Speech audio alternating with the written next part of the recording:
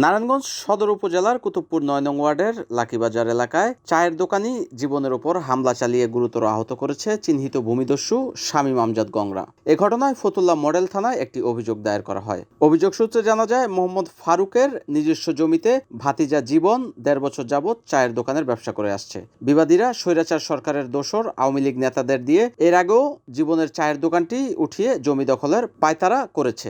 এছাড়া দিয়েছে বিভিন্ন সময় বিভিন্ন হুমকি দুমকি, কিন্তু এলাকাবাসী সচেতন থাকায় তা সম্ভব হয়নি। সম্প্রতি জমি খালি করে দেওয়ার কথা বলে বিবাদী সহ অজ্ঞাতনামা ৫-৬ জন লাঠিসোঁটা, লোহার রড, হকি স্টিক, ধারালো রামদা, কেচি, চাকু দিয়ে এলোপাতাড়ি কুপিয়ে জখম করে চায়ের দোকানি জীবনকে। পরে স্থানীয় এলাকাবাসী তাকে উদ্ধার করে খানপুর ৩০০ শয্যা হাসপাতালে চিকিৎসা দেওয়া হয়। এ ঘটনায় ফতুল্লা মডেল থানায় একটি অভিযোগ দায়ের করা হয়। অভিযুক্তরা হলেন আমজাদ হোসেন, মিলন, হৃদয়, সালাউদ্দিন আহমেদ শামীম, সিরাজউদ্দিন, মামুন ও ফজল হক। এই ঘটনায় আহত জীবন বলেন, আমার এই যে আমজাদ হোসেন, মানে এনকার সন্ত্রাসী আর কি, ওর 2টা সন্তান আছে, এইগুলো আর কি।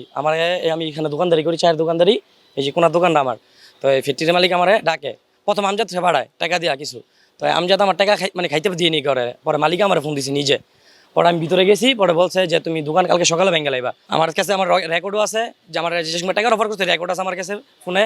আবার আমার মারছে ভিডিওগুলো আছে, আমার যে রক্ত পড়ছে অনেক। হ্যাঁ, আমার যারার জায়গা, আমি এখানে দোকানদারি করি, মানে আমি উঠলাম না কেন, সেই জন্য মারি করছে আমার দোকানও লুটপাট করে লাইছে। আমার দোকানে ফ্রিজ যা আছে লোক আমজাদের ছেলেরা সব হালাই দিছে, মানে দোকান থেকে বের করে।